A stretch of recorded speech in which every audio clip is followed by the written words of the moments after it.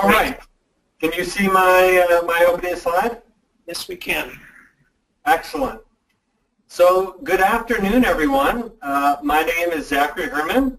I've been a math educator for 9 years now, and it is really an honor to present this afternoon. I think it's a great thing for all of us to take a break in our Wednesday afternoon and come together and talk a little bit about math and education.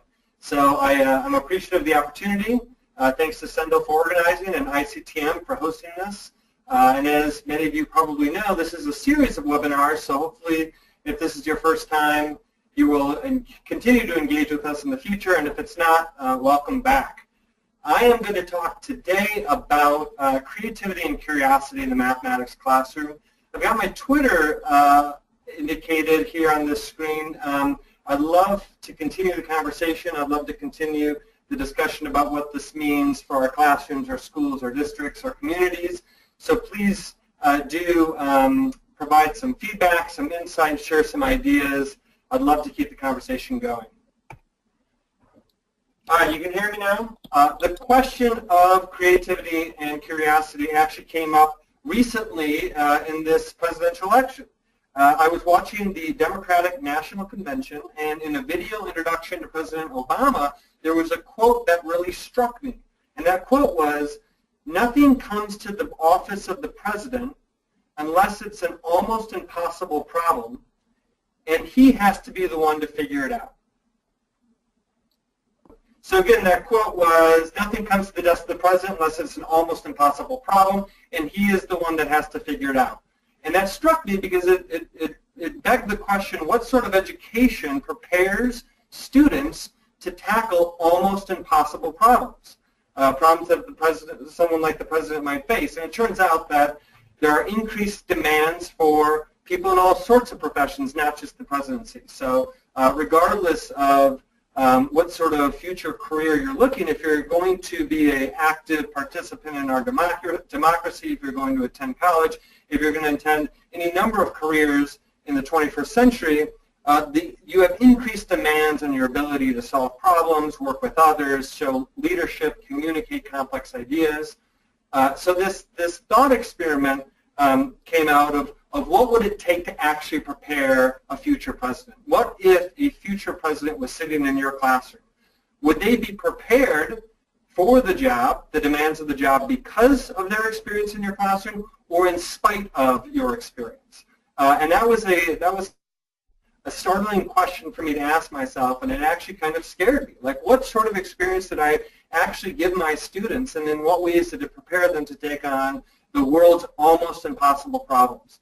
So one of the frameworks that I like to use is Tony Wagner's framework for 21st century survival skills. Tony Wagner did some research in colleges, in popular industries, and just the demands placed on citizens in a democracy to figure out what are those 21st century skills that our current high school graduates need to be able to succeed in the 21st century. And many of these things look familiar, and we often actually address a lot of these in the math classroom: critical thinking and problem solving, communication, and collaboration. But that item on the bottom, curiosity and imagination, is not one that we often think about in the context of the math classroom. So what would it take to develop and nurture those types of skills that are essential for the 21st century? I ended up writing this article for the Harvard Graduate School of Education's website, Usable Knowledge, Teaching a Future President, that explored this thought experiment. And I just want to zoom in to the paragraph around curiosity and imagination. Here I write, presidents are rarely valued merely for what they know or can do. They are valued for their ability to envision future possibilities, create solutions never before imagined, and ask truly essential questions. For students to begin to gain those same skills, curiosity and imagination must be nurtured. Teachers must help students find connections between disciplines and pursue answers to their own essential questions. Whether or not you'll ever teach a future president, each of your students will have to meet unprecedented demands placed upon them by college, career, and society. As educators, we should work to develop a long-term vision for our students, one that considers not only who they are today, but who they will one day become. The world is full of almost impossible problems, and schools need to prepare students to take them on. So if we zoom directly into this idea of curiosity and creativity, I've done some thinking about what is it specifically in the math classroom that inhibits these things from being developed and practiced, and what are the things that we can do, what are the alternatives that we can pursue to help develop these things. And I've categorized these in some 3 common classifications: the way we plan, the way we assess, and the way we teach. So I'm going to go through each one of these and talk about kind of my diagnosis of the problem in each of these categories of where we actually are falling short in terms of developing that creativity and curiosity. So if we start with planning. As we know, mathematics is a broad, complex, beautiful field. It has many connections. It's not necessarily well defined, and it's vast. However, we teach in a way that requires us to take little pieces of this field, break it out into little pockets, little chunks, observable skills and pieces of knowledge, and basically spread those out in the course of a week. And that's kind of how we teach. We are often trained to ask the question, what will students be able to know or be able to do at the end of this period, which requires us to kind of take little pieces of this field and separate them into days. And this isn't necessarily a process that invites curiosity and creativity. In fact, this process can keep students from seeing the bigger picture because we're zooming in on these little pieces without ever asking these bigger questions. So I think part of the constraints of our daily scheduling, our daily planning, the fact that we might only have 42 minutes with a student on any given day is a real constraint to how we present the field in a way that's going to elicit some of these bigger questions for our students. So in a word, disconnected. Students often, we plan in a way that communicates the field is disconnected. If we go to teach, I want to make this distinction between puzzles and problems. And I would assert that we most frequently give students puzzles to solve, not problems to solve. Puzzles, there's already a solution that's known. And in fact, my nephew was just working on a puzzle the other day, and he already had the image in his mind or on the box that he was trying to solve for. So it's really just a task of fitting these pieces in the right placement to get a result that's already known. This is not a very authentic exercise, or at least an exercise that's going to inspire a lot of creativity, imagination, or curiosity. True problems are questions to which we do not already know the answers. And we rarely ask our students those questions. We always ask these non-questions, which are these quizzes of, I already know the answer, but I'm going to ask it as if I don't, and I'm going to see if you can arrive at the same answer that I've already arrived in, and by the way, hundreds and thousands of people have already arrived at it.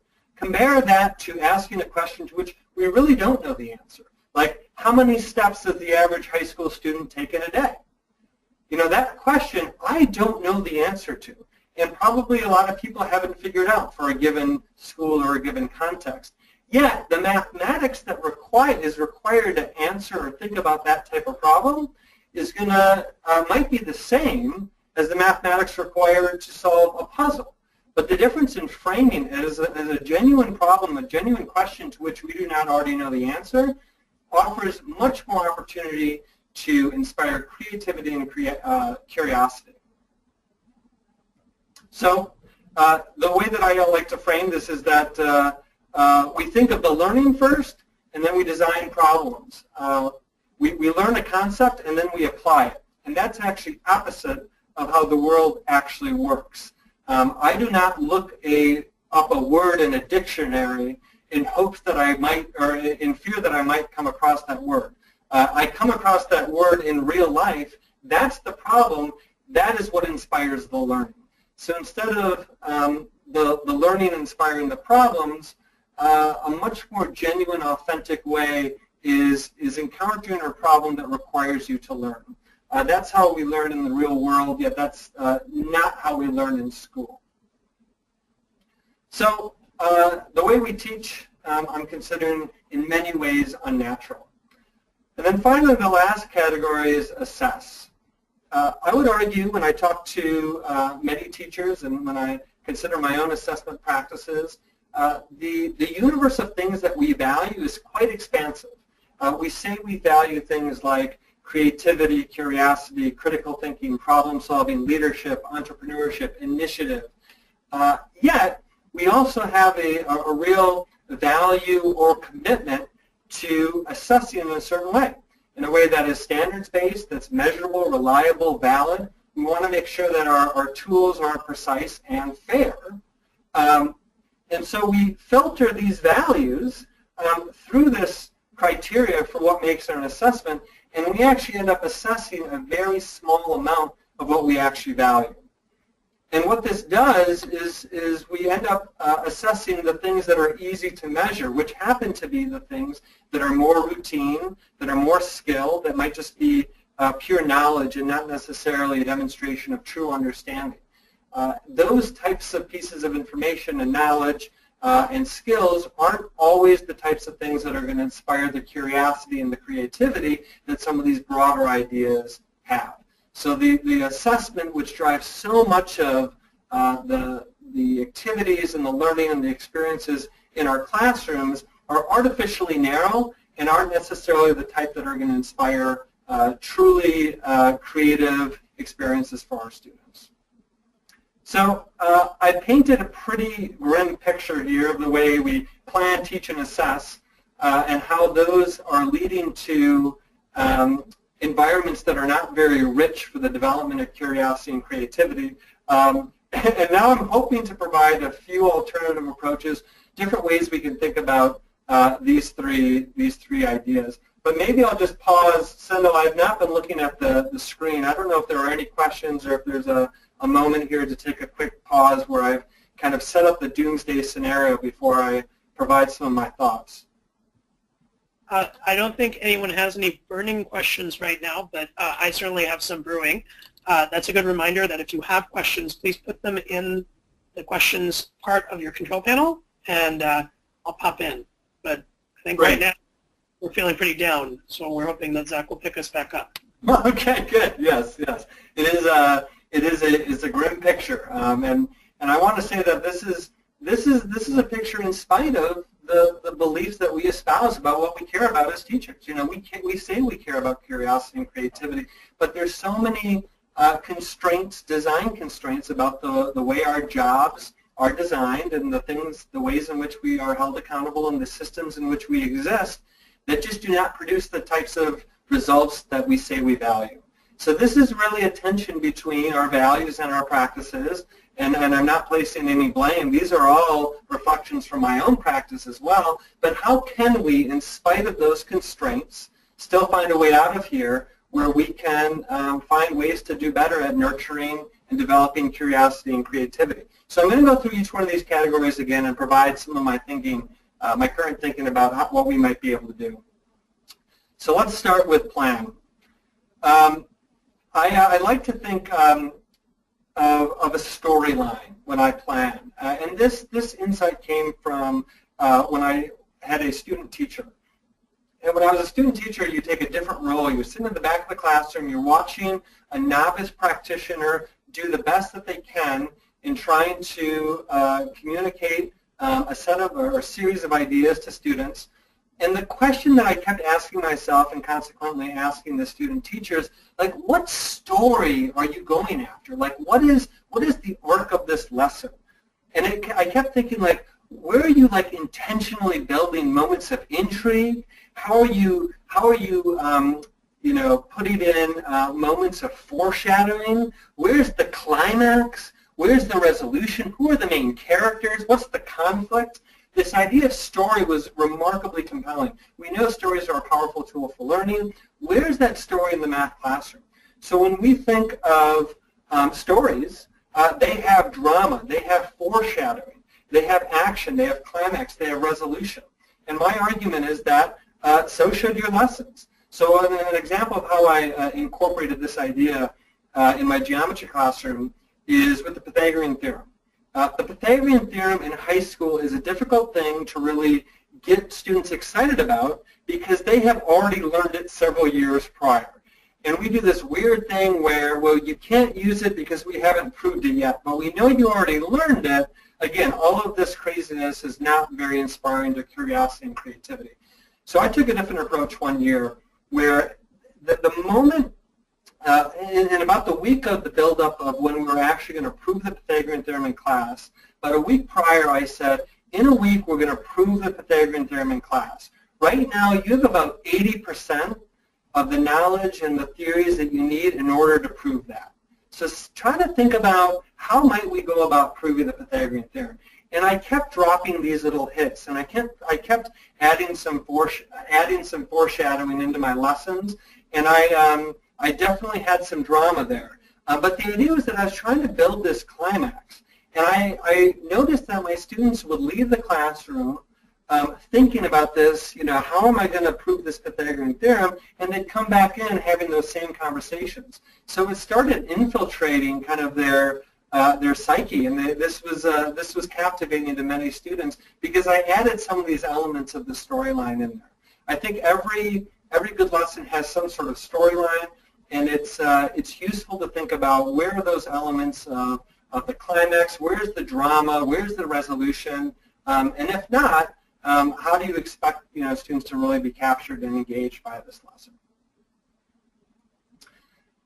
So in the teach, we refer to this idea of this unnatural process where we start with the learning and then we apply it to problems, which isn't the way that we actually experience things in the real world. In the real world, we experience a problem which inspires us, compels us to learn something new in order to solve that problem. So you can change this, you can replicate that process in the classroom as well. So an example from my own practice, one semester I basically flipped my entire geometry, not flipped in the traditional, ironically the traditional way where I'm using videos and internet outside classroom, but flipped it in the sense that I gave students problems first at the beginning of the week that they had to solve by the end of the week. So on Monday I would introduce a new problem. It might be how tall is that tree, or what's the radius of this table. Something that they did not yet have the skills to figure out yet, but that they would have to learn those skills throughout the week in order to solve that problem. And what I realized is that students were far more likely to be engaged with developing these skills and developing this content knowledge if it was in service of some broader problem that they cared about and that they were trying to figure out.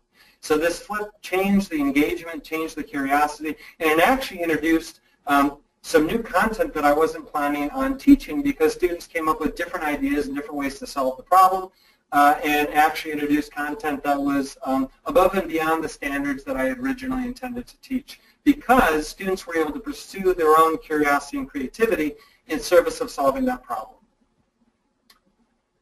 The last element, assessment, the problem here was that we have this wide array of things that we care about, but we are filtering it because of our need to have a standards-based, valid, reliable, fair assessment.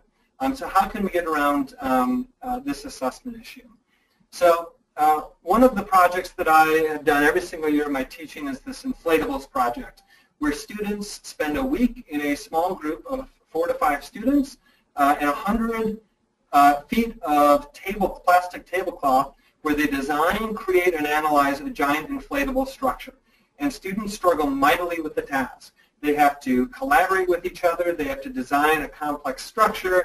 They have to struggle through inevitable group and interpersonal conflicts. They have to manage their time and their resources. And they have to conduct some pretty sophisticated mathematics to analyze their shapes. At the end of the week, the products are truly remarkable. And just for a few images here, students have a clear opportunity to demonstrate their creativity, their curiosity, along with a variety of other important skills like leadership and collaboration and teamwork. But the question is, how in the world do I assess this? Each group's process and product looks very different, and they all go through a different series of challenges and setbacks, and they all respond in different ways. And this is a challenge because a lot of teachers are hesitant to do this sort of thing because the question inevitably becomes, well, how do you assess this? Yes, I would love my students to take on things like that, but I don't know how to assess that in a reliable way, like I do know how to assess a paper and pencil test. And the analogy that I like to use is this electromagnetic spectrum.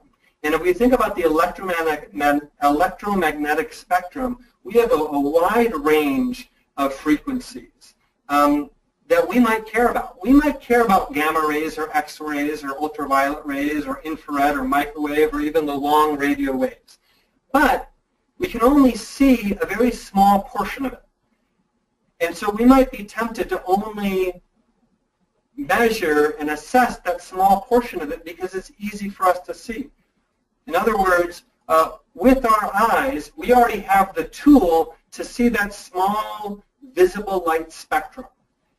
But if we actually care about the whole range, the whole spectrum of the whole electromagnetic spectrum, we need more than just our eyes to see. And the reason I love this analogy is because scientists didn't stop here just because they could only see the visible spectrum. You know, they created additional tools to make previously invisible things visible. So my argument is the same for assessment. We have a way to see a certain range of what we care about for our students, and we don't yet have the tools to see these other things, to assess and to monitor and give feedback around other things like leadership or creativity or problem solving. And at least the tools are pretty new in nature. So my argument is that we can't let the fact that it's difficult to assess or difficult to see to stop us. We just need to be more creative and more inventive with the tools that we're using for assessment. So for this particular assignment, again, how do you assess something like this? I created a new rubric, and it was not perfect, and it was a bit messy. And it required the assessment, this was a tool, but the assessment was actually a 30-minute conversation a faculty member had to have with the group, where there was questions that were asked and responses given by the students, and then notes taken, gathering evidence among against different criteria. So this was my first attempt at actually developing a tool to make visible something that previously was invisible. But I think that's the direction we need to head in if we want to demonstrate a value for these other things, not just the things that are easy to measure. So that was assessment. So in summary, even though our instinct, not our instinct, but our constraints might have us plan in a disconnected way, the way we teach is often unnatural or different from the way that people often learn in the real world, and we assess kind of a filtered set of our values, there are things that we can do even within those constraints to address those issues. We can find the story in what we teach. We can create tools that are powerful enough to capture the values that we really care about, like things like creativity and curiosity. And we can let the problems drive the learning, not the other way around, the learning drive the problems. So that's my current thinking on these tweaks that we can make to our practices that will actually help develop an environment that is more likely to produce effective, the development of effective curiosity and creativity skills. Sorry, I just had a window pop up on my screen. So that's all I have for the formal part of the presentation. Sindel, I don't know if there are any questions, but I'd love to hear thoughts or responses or take any questions that people have, any reactions to this. Yeah, there are questions, and we can, I think we'll have time to take several more, so please do put them into the questions box in the control panel, but I'll get us started with one that has come in a couple times. What about the problem of, or what about the reality that we have to cover certain content? It seems like this would take more time, and so what do you do about that? Yeah, I think that's true. I think sometimes it will take more time, and sometimes that is an artificial restriction that we put on ourselves. I think as a teacher, it's always important to ask and understand where is this pressure coming from coverage. Is it a real pressure? Is it a pressure that I might be feeling for some reason or the other? I think if we go back to my if we go back to some of these solutions, I think that any day you can find the story in what you teach, and I think even tweaks to what you're doing in the traditional or classic instructional setting, there are tweaks that don't take more time. And in fact, in the moments where it does take more time, it's an investment because it's a more engaging experience for students, and you take less time having to review or having to catch up when students aren't engaged or don't get it the first time around. I do think like projects that really attempt to nurture and develop creativity and curiosity might very well take more time. And that is a professional judgment that we make as teachers. I was talking with an elementary school teacher the other day, and she's like, whenever I have the opportunity to talk to a high school algebra teacher, I always ask one question, and that is, what's the most important thing for our students to come prepared to high school with so they can be successful in high school algebra? And I don't know if this was the best answer, but I said, you know what, the most important thing is make sure that they don't hate math. Because from my experience as a teacher, you know, skill deficiencies are one thing. I can deal with that. But if a student has a bad relationship with math, if they see math as disconnected, not useful, uninspired, dry, boring, unnecessarily complicated, that is a far more difficult problem for me as a teacher to overcome. And I think so much of what we're doing in service of coverage, in service of trying to get at the standards, it is really making it more difficult for us in the long run in terms of developing mathematically proficient students. So we do need to be cautious about, we need to be intentional about the standards that we're achieving to aim, but we can't lose sight of the broader picture of what's the student's relationship with math, and in the long run, are they going to lead this course with a productive disposition, with a disposition that will likely lead them to future engagement and future achievement in math, or have they learned some things that they will no longer remember a few years after? And that's a really significant, important question that we all have to ask ourselves. And I encourage us to ask ourselves that question in the context with our colleagues and to develop a better understanding of where our department is with that understanding and that philosophy in our school. And not to assume that we're at odds necessarily, because I've been in many situations where teachers have felt that, and then I've talked with administrators, and they're like, I don't know where that's coming from. We want students to be engaged. We want them to experience creativity and curiosity, but for some reason our teachers aren't experiencing that. So I think it's important to have those conversations in the professional context in which we find ourselves. Yeah, I think those are really important points, Zach. And I think one thing that a couple other people have mentioned in their questions is when we feel as teachers that we are thinking about the content first and when we should be thinking about our students first and acknowledge the variety of students we have with us. So there were a few other questions on the same theme, but there are also several others. So one sort of set of questions was really around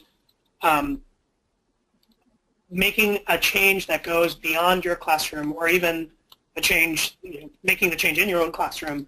One was about what if parents are worried about these changes? Is it better for us to take baby steps as we make them? And another was around pushback that maybe you got from administration or colleagues and how you worked to overcome that challenge. Yeah, that's great. Those are great questions. As a public school teacher, you are a member of public service. You are literally serving the public's interest. And I do not think it makes sense to see yourself as a rogue agent necessarily without ensuring that you're in line with what the community really values. And like I said, I've never met a parent who is not concerned about how well their student enjoys school. And in fact, quite the opposite. I've met plenty of parents of high-achieving students who wish their student would enjoy the content more and actually be less focused on some of the more routine aspects of school. But I think engagement with parents and being clear about what you're trying to do is really important. One practice that I did that I think brought me quite a bit of trust with parents was sent on a regular basis letters home to all my parents with an update of what we've done. And this is classic. Elementary teachers do this all the time, so I'm basically borrowing a practice from a few grades below. But send a letter home and say, we're about to enter this new topic. I'm really excited about for this reason, and we're gonna explore this topic in this way that might be a little bit different. So make sure you ask your students about this. So teachers felt like they were being, so parents felt like they were being brought along in the process, that they were given heads up, and that they had some way to engage with their child about what was going on. More often than not, when I engaged my students in interesting problems, I would get phone calls home or phone calls to work or emails expressing gratitude. My student is talking about math at the dinner table, and that has never happened. Like, thank you very much for providing this opportunity. It isn't always like that, so I don't want to paint an overly rosy picture, but I think being upfront about here's where my philosophy is with respect to the value and the importance of these things. Here's the research that suggests that developing these skills in our students is not only a nice to have, but actually critical for your student success in career, college, and society. And here's my strategy for providing your child with opportunities to develop these skills. I think some of these things can be scary. The other thing that I've done to build some trust and commitment is to invite people into my classroom, to invite parents. Some of the projects that I just showed during today's presentation, parents were invited to that final exposition, and they got to see and hear their students talk about the work that they completed over the last week, and they got to see the things that they struggled with, the problems that they faced, and actually how they responded to them. So again, bringing parents into the process. I also invited administrators and other teachers into that, into those exhibitions, so they could kind of see this isn't all like fuzzy type of work. This is real work done in a very meaningful way, and that it's not necessarily a dumbing down. It's not a negation of my duties as a teacher. In fact, it's holding my students to an even higher standard for what I expect out of them as a math student. And it's difficult to get that unless you see it in action.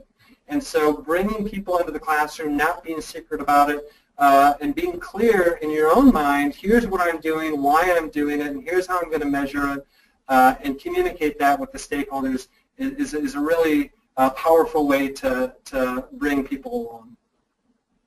I would just add that if you are trying this and you really want to try and take this to the next level, and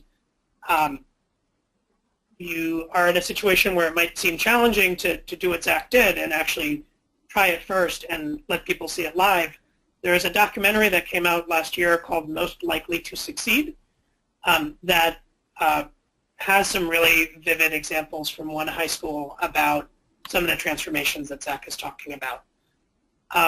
We have several more questions, and I know some folks might have to go, but for those who can stay, it would be great. But I think we're having a really good conversation indirectly through this webinar. Several questions have come in on the general theme of where you find these problems. Is there a process? Is there a resource that has these good, almost impossible problems? Is it best to develop them yourself or with your students or by the class doing it? So I think there's a lot of interest in that question. Yeah, I think there certainly is. I think there's in general in math, there's an interest in when we talk about these mathematical tasks and tasks that are more complex or non-routine, what does it actually mean and where can we find them? I know Dan Meyer does a lot of work with this. I know that U-Cubed out of Stanford does a lot of work with this. It's a growing interest, particularly given the mathematical standards for or standards for mathematical practice. What do these tasks look like, and how can we find them, and how do we develop them, and how do we use them in ways that actually develop these skills? I can say locally in Illinois, there's an organization that I'm a part of called the Complex Instruction Consortium. The complex instruction is a whole teaching philosophy that brings together a lot of these ideas, but one of the critical ideas is the idea of complex group-worthy tasks. And the Complex Instruction Consortium brings together individuals from all over Illinois twice a year, a fall workshop and a spring workshop, to think about this very question. How do we create tasks that are complex, interesting, meaningful, that engage our students in this type of work, that builds the skills that we want to build and the mathematical standards of practice? And that is certainly one source, and actually the Complex Instruction Consortium also has a task library that builds these.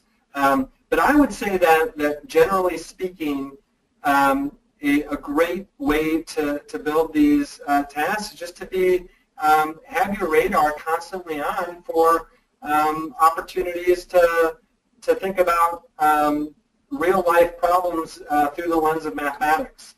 And when you start doing that, you realize, that would be a great mathematical task, or that would be a great project. Some of them are just tweaks to current things you're already doing, ways to maybe loosen up or open up a problem that's a little bit more tightly constrained. Some of it might be taking a few ideas and putting them next to each other and seeing something new or different for the first time. I think oftentimes the solution rests in working with other people, with colleagues that are also interested in employing this type of teaching and this type of learning. The internet is obviously full of ideas, but you typically want to start with ultimately what are my objectives. And if we think back to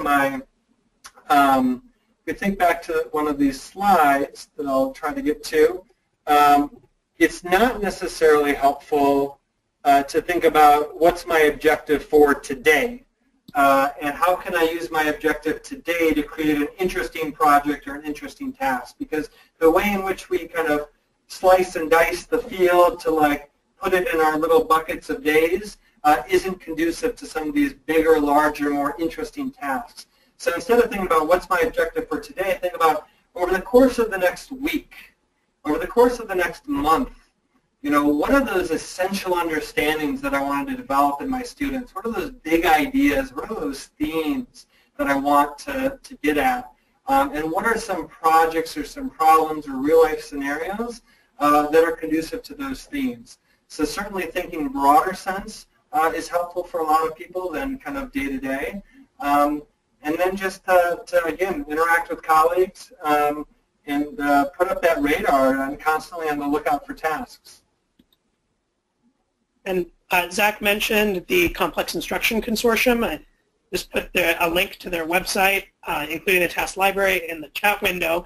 And the Complex Instruction Consortium is actually the newest affiliate of ICTM. So we're very happy to be working with them. Also, we have a conference coming up actually in the spring.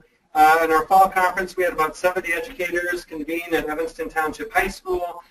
We create tasks. We go into classrooms to actually watch the tasks be implemented in real classrooms with real students. It's a great professional learning opportunity to send yourself or a team from your school. So take a look at that now. Send in requests for subs and see if you can participate this spring with us.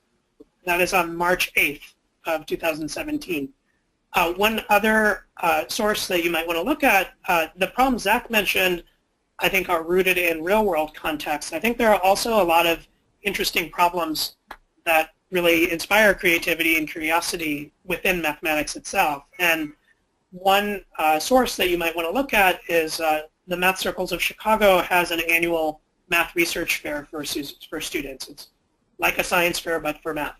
And I put the link to that in the chat as well. I think what someone mentioned through the questions that they really love how Zach talks about his current thinking. It really speaks to his willingness to evolve, change, and grow as an educator. And I definitely thought that myself, that person did put it better than I did. So. I think I've been around the block enough to realize that I'm actually very skeptical of anyone who claims they have the answer. Because either they are like light years beyond where I am, because I'm nowhere close to having the answer, or I'm just like completely oblivious. Both of those options I hope aren't the case.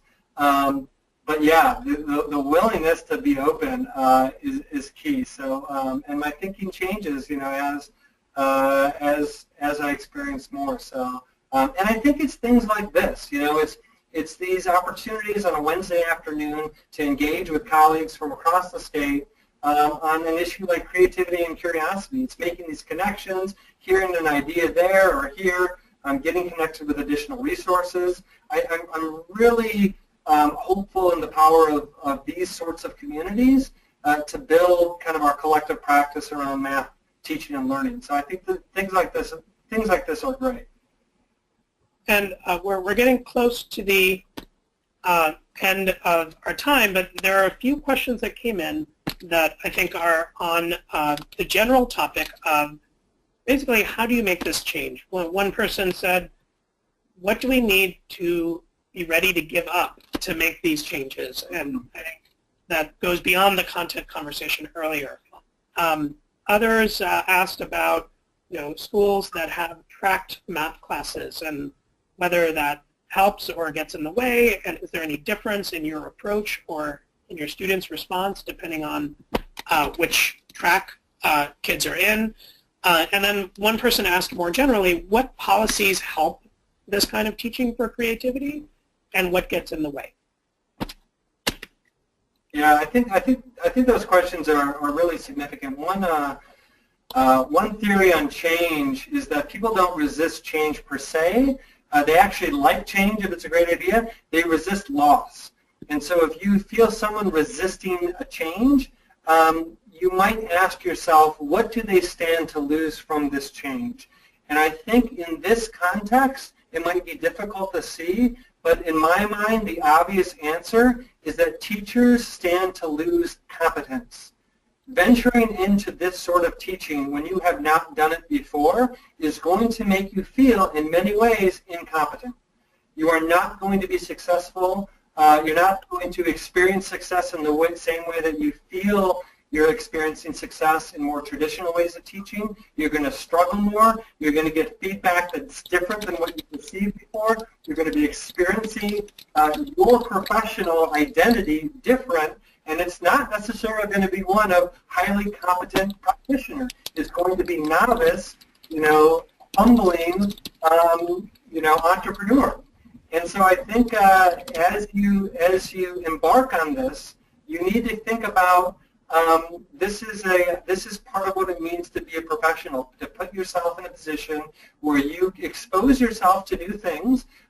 You are okay with experiencing a little discomfort, the discomfort that comes with not feeling 100% confident, not feeling 100% competent, but in service of learning and in service of growing and in service of improving for your students. So I think that's a significant question. I think the biggest thing that most teachers have to lose is that sense that I know what I'm doing. Because in this, you know, if you're embarking on this area for the first time, you're not going to know what you're doing in many ways, and it's going to be a process of figuring it out. So if you go in with that mindset, it's a lot more exciting, it's a lot more fun, and it's a lot more fulfilling. And you don't experience failure as failure, you experience failure as learning, which I know is a cliche, but it is a difference when you take that stance of inquiry into this process. In terms of tracked schools, I've only taught in very traditional high school settings that have had tracked courses, and I've done this sort of teaching in all of my classes with all of my students. I think actually one of the worst mistakes we can make is reserving kind of rich, interesting, creative tasks for the students that we think can handle it and that we think are ready for it. And in fact, I have not found that to be the case, that all students are eager and interested in a mathematics that is more connected, more interesting, more compelling. And I've not noticed, obviously there's differences in knowledge and prior achievement and even relationship kind of with the subject and kind of willingness to take risks and willingness to engage. But I think that this is important for students at all levels. I think in terms of policies, how tight and how restrictive or how prescriptive curriculum and assessments are at a given school can certainly impact. I actually think that assessments are a great lever in a school to actually orchestrate system-level change. If you want teachers to start teaching in a certain way, change how their students are going to be assessed. Unfortunately, most common assessments, because the whole point of making them common was to make them standard and make them reliable and valid, are assessing knowledge and skill and routine. But if you can introduce a common assessment in a department or even amongst a team of teachers that is an open-ended question that might involve skills other than computation or regurgitation, but problem-solving, teamwork, collaboration, curiosity, that can be a huge lever in changing the daily practices of the teachers in that building. I think I want to go back to the comment that I made that a lot of teachers are living under certain assumptions about what would be welcome and what would be welcomed in their school that isn't necessarily reflective from the administrators or the parents or the students' expectations. So engaging in these conversations are important, saying here's what I'm trying to do and here's why I'm trying to do it. And again, here's the research that suggests students need these sorts of skills to be successful. It's not just good to have, it's not just fluffy. They're actually important for college. They're important for career. They're important to be an active member of our society. And here are my first attempts at trying to develop these skills. What feedback do you have? Like, how can we move forward with this? Are you interested in joining me? Can we begin a conversation around this? It's tough to say no to, in my opinion. Very well. I know we're reaching the end of our time. We had some really great questions. Apologies if we didn't get to your question today, but we hope that this will start a conversation that you continue having with ICTM colleagues and with other folks with whom you work. I've put a few resources in the chat window. We'll also be sending out a follow-up email. And just as a reminder, this webinar and all these discussions around these questions were recorded. So you'll be able to share that with your colleagues too. So just before I let you go, I am going to take over again just for a moment.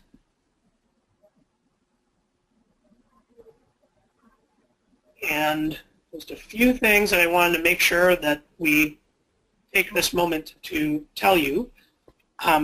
First, I wanted to thank you all for being here today. I hope it was well worth it. It certainly was for me. If you're not already a member of ICTM, please do join to support efforts like these monthly webinars and other things that we do. The URL is there, and I'll put it into the chat as well. And finally, after you exit this webinar, finally was the wrong word, but when you exit this webinar, there will be a survey. And the responses on the survey to prior webinars have been super helpful. We've made some changes based on that. So if you could please take a moment to respond to that webinar survey, that would be great. Second, You may already know that about a year from now, Chicago is hosting the NCTM Regional Conference. And if you don't know, these are the dates from November 29th to December 1st. You can learn more by going to the NCTM website. This will take the place of our annual conference, and ICTM is serving as the host organization. So we would love to see everyone there. The URL is nctm.org/regionals, as you see in the bottom right. And finally, we have had a really strong positive response to these webinars, and so we're trying to keep them going every month. Next month, Annie Forrest, another ICTM board member, is going to present a variety of ways to make student thinking visible using tech tools. And she has a lot of really interesting ideas, only some of which I know so far, so I'm actually very excited to learn more from her. And we're planning to continue monthly webinars after that. So if you have a topic perhaps you'd like to present on, or you can suggest someone else or another topic that you'd like to hear about, we would really love your feedback. You can email me, or you can put it in your comments when you respond to the survey. So thanks everyone for being here, and we look forward to seeing you again soon. Thank you, Zach, for sharing these really provocative thoughts with us.